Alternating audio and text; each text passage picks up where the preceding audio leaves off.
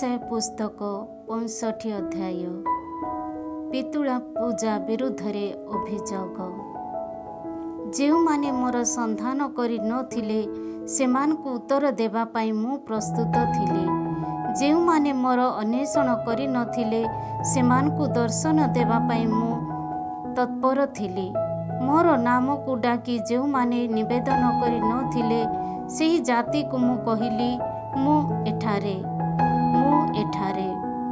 ନିଜ ନିଜର ଯୋଜନା ଅନୁରୂପେ ଯେଉଁମାନେ ଅସତ୍ ପଥରେ ବିଚରଣ କଲେ ସେପରି ଏକ ବିଦ୍ରୋହୀ ଜନତା ଅଭିମୁଖରେ ମୁଁ ଦିନ ସାରା ମୋର ହସ୍ତ ବିସ୍ତାର କଲି। ଉଦ୍ୟାନରେ ନୈବେଦ୍ୟ ଉତ୍ସର୍ଗ କରି ତଥା ଇଟା ଉପରେ ଧୂପାର୍ଚ୍ଚନା କରି ମୋର ସନ୍ନିଧାନରେ ଯେଉଁମାନେ ମୋତେ ନିରବଚ୍ଛିନ୍ନ ଭାବେ କୁପିତ କଲେ ସେପରି ଏକ ଜନତା ଅଭିମୁଖରେ ମୁଁ ହସ୍ତ ପ୍ରସାର କଲି। ସେମାନେ ସମାଧି ସ୍ଥାନମାନଙ୍କରେ ଉପବେଶନ କରନ୍ତି, ଗୁପ୍ତ ସ୍ଥାନମାନଙ୍କରେ ରାତ୍ରି ଯାପନ କରନ୍ତି, ଶୂକର ମାଂସ ଭୋଜନ କରନ୍ତି ଓ ଘୃଣ୍ୟ ପଦାର୍ଥରୁ ପ୍ରସ୍ତୁତ ସରୁଆ ସେମାନେ ସେହି ପାତ୍ରଗୁଡ଼ିକରୁ ପାନ କରନ୍ତି। ସେମାନେ କହନ୍ତି ଯେ ସ୍ୱସ୍ଥାନରେ ଦଣ୍ଡାୟମାନ ହୁଅ, ମୋର ସନ୍ନିକଟ ହୁଅ ନାହିଁ, କାରଣ ତୁମ ଅପେକ୍ଷା ମୁଁ ଅଧିକ ଶୁଦ୍ଧ। ମୋର ନାସା ରନ୍ଧ୍ରରେ ଧୂମ ତୁଲ୍ୟ ଓ ଦିନସାରା ଜଳୁଥିବା ଅଗ୍ନି ସଦୃଶ ଅଟନ୍ତି ସେମାନେ। ଦେଖ, ମୋ ସନ୍ନିଧାନରେ ଏହିପରି ଲିଖିତ, ମୁଁ ନୀରବ ହୋଇ ରହିବି ନାହିଁ, ମାତ୍ର ମୁଁ ପ୍ରତିଶୋଧ ନେବି। ପ୍ରଭୁ କହନ୍ତି, ହଁ, ସେମାନଙ୍କ ତଥା ସେମାନଙ୍କ ପିତୃପୁରୁଷମାନଙ୍କ ଦୋଷ ସକାଶେ ମୁଁ ସେମାନଙ୍କ କୋଳରେ ଏକାବେଳେ ପ୍ରତିଶୋଧ ଢାଳିଦେବି।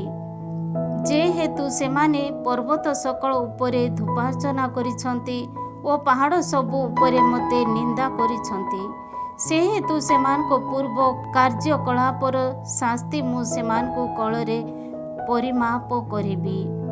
ପ୍ରଭୁ କହନ୍ତି, ଦ୍ରାକ୍ଷା ପେଣ୍ଡାରେ ଦ୍ରାକ୍ଷାରସ ଦେଖିବା ବେଳେ ସେମାନେ ଯେପରି କହନ୍ତି, ତାହାକୁ ବିନଷ୍ଟ କର ନାହିଁ, କାରଣ ତହିଁରେ ଏକ ଆଶୀଷ ଅବସ୍ଥିତ, ସେହିପରି ମୋର ଦାସମାନଙ୍କ ପ୍ରତି ମୁଁ ମଧ୍ୟ କରିବି।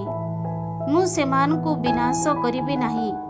ଯାକୋବଙ୍କ ଠାରୁ ବଂଶଧରମାନଙ୍କୁ ଓ ଯୁଦା ଠାରୁ ମୋର ପର୍ବତ ସକଳର ଉତ୍ତରାଧିକାରୀମାନଙ୍କୁ ମୁଁ ଉଦ୍ବୋଧ କରାଇବି।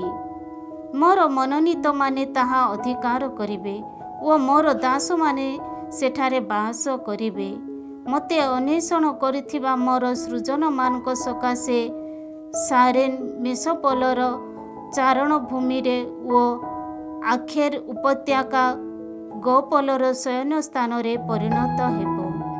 କିନ୍ତୁ ତୁମମାନଙ୍କ ମଧ୍ୟରୁ ଯେଉଁମାନେ ପ୍ରଭୁଙ୍କୁ ଉପେକ୍ଷା କରିଛନ୍ତି, ଯେଉଁମାନେ ମୋର ପବିତ୍ର ପର୍ବତକୁ ବିସ୍ମୃତ ହୋଇଛନ୍ତି, ଯେଉଁମାନେ ଭାଗ୍ୟଦେବ ଉଦ୍ଦେଶ୍ୟରେ ମେଜ ସଜାଇଛନ୍ତି ଓ ଶକୁନ ଦେବ ଉଦ୍ଦେଶ୍ୟରେ ଦ୍ରାକ୍ଷାରସ ମିଶ୍ରିତ କରି ପାନ ପାତ୍ରରେ ଭରି ଦେଇଛନ୍ତି, ସେହି ତୁମମାନଙ୍କୁ ଖଡ୍ଗର ଭୋଜ୍ୟ ହେବା ପାଇଁ ମୁଁ ନିର୍ଦ୍ଧାରଣ କରିବି। ତୁମେ ସମସ୍ତେ ସହାର ସମ୍ମୁଖରେ ନିଜ ନିଜର ମସ୍ତକ ନତ କରିବ, କାରଣ ମୁଁ ଯେବେ ଡାକିଲି ସେ ସମୟରେ ତୁମେମାନେ କିଛି ଉତ୍ତର ଦେଲ ନାହିଁ ଓ ମୁଁ ଯେବେ କଥା କହିଲି ତେବେ ତୁମେମାନେ ଶୁଣିଲ ନାହିଁ। ବରଂ ଯାହା ମୋ ଦୃଷ୍ଟିରେ ମନ୍ଦ ତୁମେ ତାହା କଲ ଓ ଯାହା ପାଇଁ ମୁଁ ଅସନ୍ତୁଷ୍ଟ ତୁମେ ତାହା ମନୋନୀତ କଲ। ସୁତରାଂ ପ୍ରଭୁ ଈଶ୍ୱର କହନ୍ତି, ମୋର ଦାସମାନେ ଭୋଜନ କରିବେ, କିନ୍ତୁ ତୁମେମାନେ କ୍ଷୁଧାତୁର ହେବ। ମୋର ଦାସଗଣ ପାନ କରିବେ, କିନ୍ତୁ ତୁମେମାନେ ତୃଷାତୁର ହେବ। ମୋର ଦାସବର୍ଗ ଉଲ୍ଲସିତ ହେବେ, କିନ୍ତୁ ତୁମେମାନେ ଲଜ୍ଜିତ ହେବ। ହୃଦୟର ଉଲ୍ଲାସ ଯୋଗୁଁ ମୋର ଦାସମାନେ ଗାନ କରିବେ, କିନ୍ତୁ ତୁମେମାନେ ମର୍ମବ୍ୟଥା ଯୋଗୁଁ ବିଳାପ କରିବ ଓ ଆତ୍ମା ବେଦନା ଯୋଗୁଁ କ୍ରନ୍ଦନ କରିବ। ଯେଉଁମାନଙ୍କୁ ମୁଁ ମନୋନୀତ କରିଅଛି ସେମାନେ ତୁମମାନଙ୍କ ନାମକୁ ଅଭିଶାପ ଦେବା ପାଇଁ ଉପଯୋଗ କରିବେ। ପ୍ରଭୁ ଈଶ୍ୱର ତୁମମାନଙ୍କୁ ନିଧନ କରିବେ, କିନ୍ତୁ ତାହାଙ୍କ ଦାସମାନଙ୍କୁ ସେ ଏକ ଭିନ୍ନ ନାମରେ ନାମିତ କରିବେ। ଯିଏ ପୃଥିବୀରେ ନିଜକୁ ଆଶୀର୍ବାଦ କରିବ सत्य ईश्वरଙ୍କ नामରେ ସେ आशीर्वाद କରିବ ଓ ଯିଏ ପୃଥିବୀରେ ଶପଥ ଗ୍ରହଣ କରିବ ସତ୍ୟ ଈଶ୍ୱରଙ୍କ ନାମରେ ସେ ଶପଥ ଗ୍ରହଣ କରିବ। ପୂର୍ବ କାଳର କ୍ଲେଶ ସକଳ ବିସ୍ମୃତ, ସେ ସମସ୍ତ ମୋ ଦୃଷ୍ଟିରୁ ଗୁପ୍ତ। ନୂତନ ଆକାଶମଣ୍ଡଳ ତଥା ପୃଥିବୀ। ଦେଖ, ମୁଁ ଏକ ନୂତନ ଆକାଶମଣ୍ଡଳ ତଥା ପୃଥିବୀ ସୃଷ୍ଟି କରେ। ପୂର୍ବ କାର୍ଯ୍ୟ ସବୁ ଅନୁସୃତ ହେବ ନାହିଁ, କିମ୍ବା ସେଗୁଡ଼ିକର ସ୍ମରଣ ମନରେ ପ୍ରବେଶ କରିବ ନାହିଁ। ମୁଁ ଯାହା ସୃଷ୍ଟି କରେ ସେଥିରେ ଚିରନ୍ତନ ସନ୍ତୋଷ ତଥା ଆନନ୍ଦ ପ୍ରକାଶ କର। କାରଣ ଜେରୁସାଲେମକୁ ଏକ ଆନନ୍ଦ ଓ ତାହାର ଜନତାକୁ ଏକ ଆହ୍ଲାଦ ରୂପେ ମୁଁ ସୃଜନ କରେ। ଜେରୁସାଲେମ ସମ୍ବନ୍ଧରେ ମୁଁ ଆନନ୍ଦିତ ହେବି। ମୋର ସୃଜନମାନଙ୍କ ସମ୍ପର୍କରେ ମୁଁ ସନ୍ତୋଷ ପ୍ରକାଶ କରିବି। ସେଠାରେ ଆଉ କେବେ ହିଁ ବିଳାପ ସ୍ୱର କିମ୍ବା ଦୁର୍ଦ୍ଦଶାର ଶବ୍ଦ ଶୁଣାଯିବ ନାହିଁ। କେବଳ କ୍ଷଣକାଳ ବ୍ୟାପୀ ଜୀବିତ ହୋଇ ରହୁଥିବା ଜଣେ ଶିଶୁ କିମ୍ବା ନିଜ ଆୟୁଷକୁ ସମ୍ପୂର୍ଣ୍ଣ କରୁନଥିବା ଜଣେ ବୃଦ୍ଧ ସେଠାରେ ନଥିବ। ଶିଶୁ 100 ବର୍ଷ ବୟସରେ ମୃତ୍ୟୁବରଣ କରିବ ଓ 100 ବର୍ଷ ବୟସ୍କ ହେବା ପୂର୍ବରୁ ଯେଉଁ ପାପୀ ମୃତ୍ୟୁ ମୁଖରେ ପଡ଼ିବ ତାହା ଅଭିଶାପ ସ୍ୱରୂପ ବିବେଚିତ ହେବ। ସେମାନେ ଗୃହ ନିର୍ମାଣ କରି ବାସ କରିବେ ଓ ଦ୍ରାକ୍ଷା ଉଦ୍ୟାନ ପ୍ରସ୍ତୁତ କରି ତାହାର ଫଳ ଭୋଜନ କରିବେ। ସେମାନଙ୍କ ଦ୍ୱାରା ନିର୍ମିତ ଗୃହରେ ଅନ୍ୟ ଲୋକେ ବାସ କରିବେ ନାହିଁ।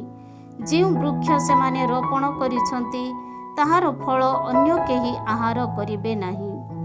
ମୋର ସୃଜନମାନଙ୍କ ଆୟୁ ବୃକ୍ଷର ଆୟୁଷ ସଦୃଶ୍ୟ ହେବ। ସେମାନଙ୍କ ନିଜ ହସ୍ତର ପରିଶ୍ରମ ଫଳ ମୋର ସୃଜନମାନେ ଭୋଗ କରିବେ। ସେମାନଙ୍କ ପରିଶ୍ରମ ବିଫଳ ହେବ ନାହିଁ, କିମ୍ବା ଯେଉଁମାନଙ୍କୁ ସେମାନେ ଜନ୍ମ ଦିଅନ୍ତି ସେହି ଶିଶୁମାନେ ଦୁର୍ଦ୍ଦଶା ଅନୁଭବ କରିବେ ନାହିଁ। ଯେଉଁମାନଙ୍କୁ ପ୍ରଭୁ ଆଶୀର୍ବାଦ କରିଛନ୍ତି ସେମାନଙ୍କ ସନ୍ତାନ ସନ୍ତତି ସେମାନେ ହେବେ। ସେମାନଙ୍କର ସନ୍ତାନ ବର୍ଗ ମଧ୍ୟ ସେମାନଙ୍କ ସହ ଆଶୀଷ ପ୍ରାପ୍ତ ହେବେ। ସେମାନେ ଡାକିବା ପୂର୍ବରୁ ମୁଁ ଉତ୍ତର ଦେବି ଓ ସେମାନେ ନିବେଦନ କରିବା ପୂର୍ବରୁ ମୁଁ ଶୁଣିବି। ହେଟା ବାଘ ତଥା ମେଷ ଶାବକ ଏକତ୍ରିତ ହୋଇ ଚରିବେ। ବଳଦ ପରି ସିଂହ ନଡ଼ା ଖାଇବ ଓ ସର୍ପର ଖାଦ୍ୟ ଧୂଳି ହେବ। ପ୍ରଭୁ କହନ୍ତି, ମୋର ପବିତ୍ର ପର୍ବତର କୌଣସି ସ୍ଥାନରେ ସେମାନେ ଉପଦ୍ରବ କିମ୍ବା ବିନାଶ ଘଟାଇବେ ନାହିଁ।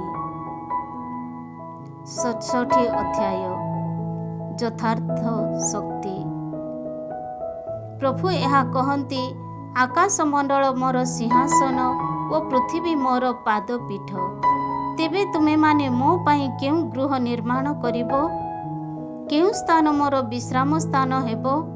ପ୍ରଭୁ ପୁଣି କହନ୍ତି, ଏ ସମସ୍ତକୁ ମୋର ହସ୍ତ ସୃଷ୍ଟି କରିଅଛି ଓ ଏ ସମସ୍ତ ମୋର, ଯିଏ ଆତ୍ମାରେ ବିନମ୍ର ତଥା ଅନୁତପ୍ତ ଓ ଯିଏ ମୋର ବଚନ ଶୁଣି କମ୍ପିତ ହୁଏ ତା ପ୍ରତି ମୁଁ ଦୃଷ୍ଟିପାତ କରିବି। ଯିଏ ବଳଦ ବଧ କରେ ସେ ନରହନ୍ତା ସଦୃଶ୍ୟ। ଯିଏ ମେଷ ଶାବକକୁ ନୈବେଦ୍ୟ ରୂପେ ଉତ୍ସର୍ଗ କରେ ଶ୍ୱାନ ବେକ ଅଗ୍ନି କରୁଥିବା ବ୍ୟକ୍ତି ସଦୃଶ୍ୟ ସେ। ଯିଏ ଶସ୍ୟ ବଳି ଉତ୍ସର୍ଗ କରେ ଶୁକର ରକ୍ତ ଉତ୍ସର୍ଗ କରୁଥିବା ବ୍ୟକ୍ତି ସମ ସେ। ଓ ସ୍ମାରକୀ ବଳି ରୂପେ ଯିଏ ସୁଗନ୍ଧ ଦ୍ରବ୍ୟ ଧୂପାର୍ଚ୍ଚନା କରେ ପିତୁଳା ସମ୍ମୁଖରେ ପ୍ରଣିପାତ କରୁଥିବା ବ୍ୟକ୍ତି ସ୍ୱରୂପ ସେ ହେବ। ସେମାନଙ୍କ ପଥ ଦେଇ ବିଚରଣ କରିବାକୁ ସେମାନେ ମନୋନୀତ କରିଛନ୍ତି ଓ ସେମାନଙ୍କ ଆତ୍ମା ସେମାନଙ୍କର ଘୃଣ୍ୟ ବସ୍ତୁ ପ୍ରତି ସନ୍ତୁଷ୍ଟ।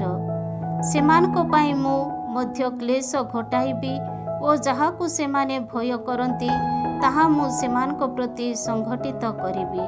କାରଣ ମୁଁ ଯେବେ ଡାକିଲି ତେବେ କେହି କେବେ କିଛି ଉତ୍ତର ଦେଲା ନାହିଁ ଓ ମୁଁ ଯେବେ କଥା କହିଲି ତେବେ ସେମାନେ ଶୁଣିଲେ ନାହିଁ।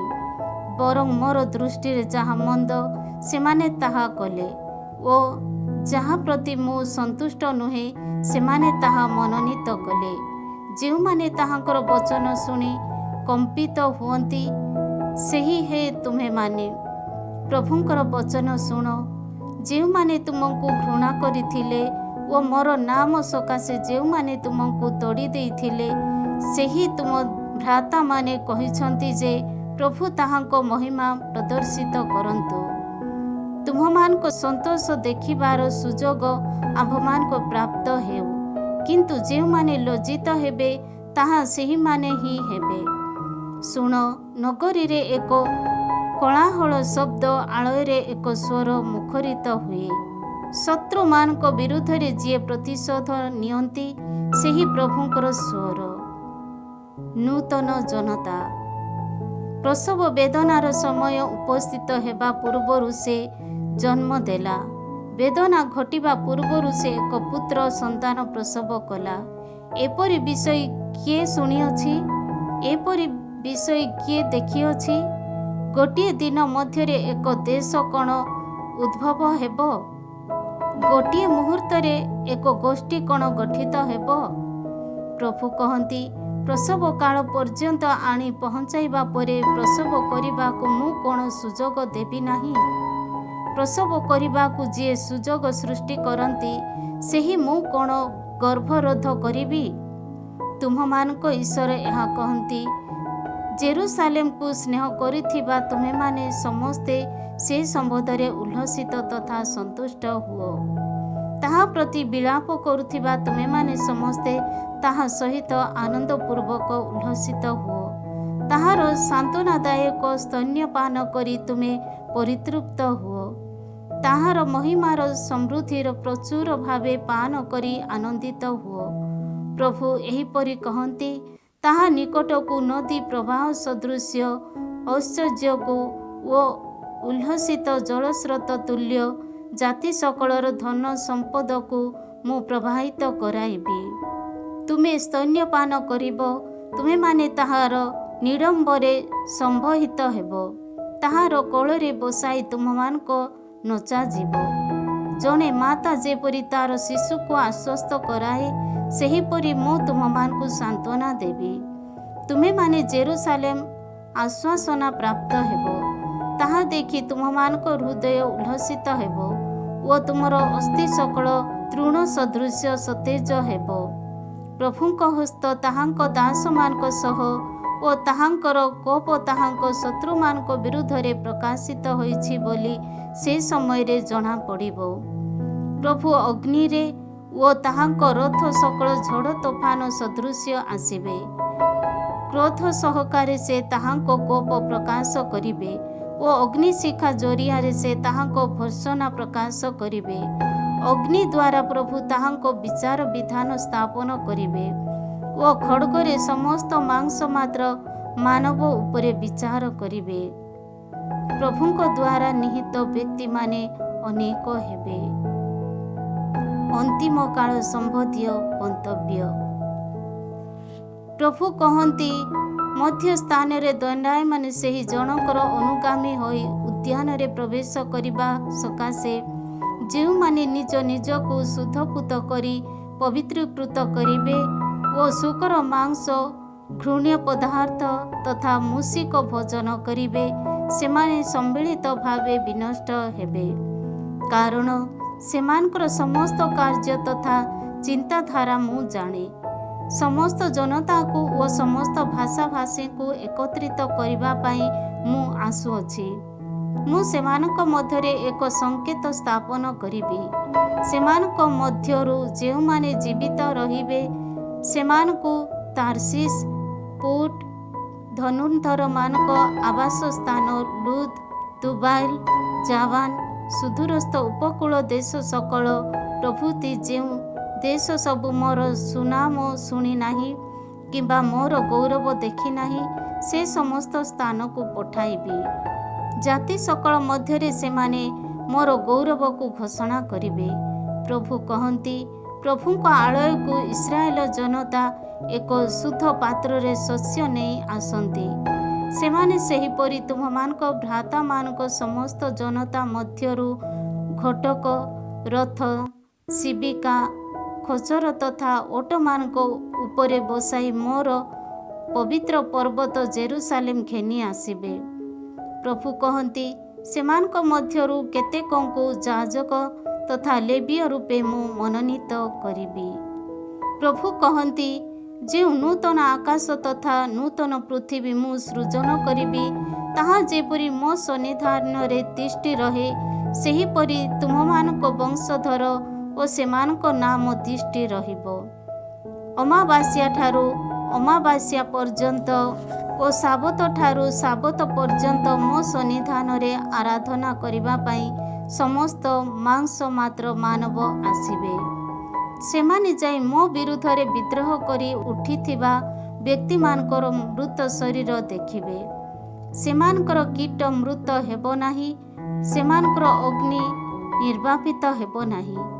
ସମସ୍ତ ମାଂସ ମାତ୍ର ମନୁଷ୍ୟଙ୍କ ପାଇଁ ତାହା ଏକ ବିଭତ୍ସ ଦୃଶ୍ୟ ହେବ।